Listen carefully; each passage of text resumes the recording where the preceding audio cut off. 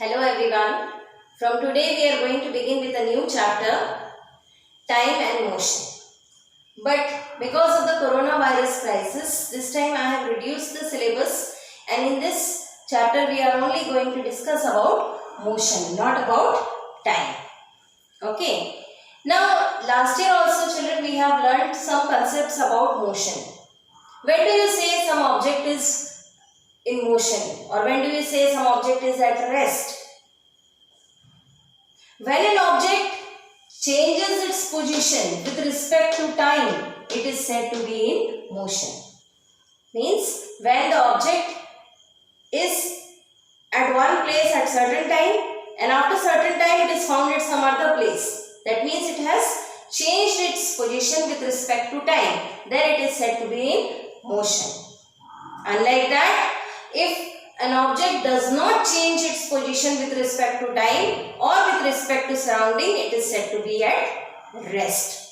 So this is the difference between rest and motion.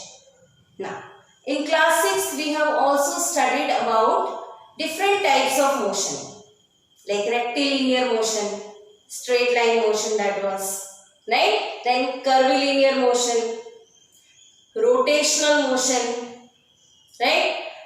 And different types of oscillatory motion and all that we have already discussed in class 6.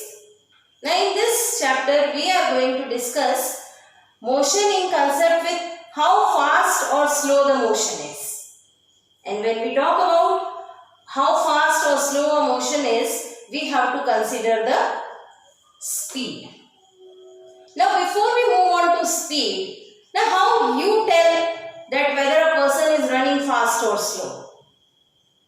Either you calculate the time, you take a stopwatch and say, or you compare it with somebody else's motion, right? Whether, like, for example, it is very obvious when we say that an ant moves slowly in comparison to a horse. That is a very obvious comparison. But when we are talking about two people, suppose your two friends are running a race, a 100-meter race. Distance is fixed there, 100 meter. Now how do you decide who has won? Right? You decide it based on the speed. Right? So there are, at the finishing line, people are there to see how many, who comes first, who comes second and all that. Then in races where more technical things are used, like for you can use a stopwatch in your mobile or something. In the Olympics and all, they are using very accurate devices to measure the time of the race. Right? So there we are considering who is taking how much time to cover that 100-meter distance. So when we talk about this slow and fast motion, we have to consider the speed. So let us define speed.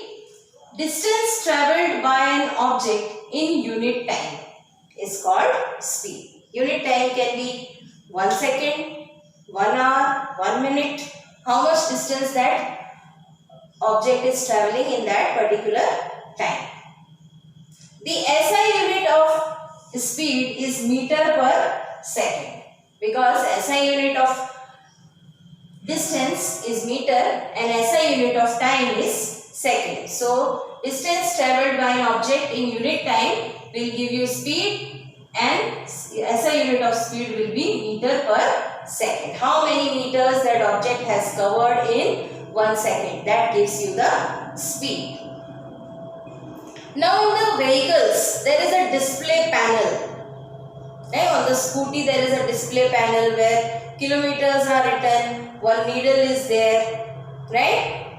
So that in that display panel, there are two things which we can come to know from that display panel. One is the speed of that vehicle, and secondly, how many kilometers it has already travelled.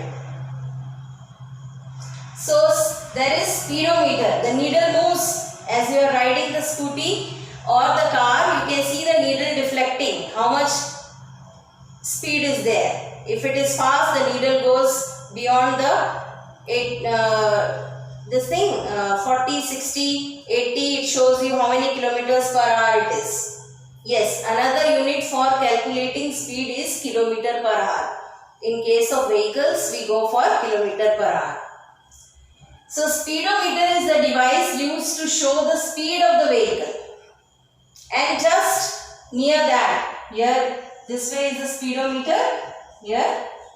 And here, somewhere you have some digits coming up. They show how many kilometers the vehicle has travelled.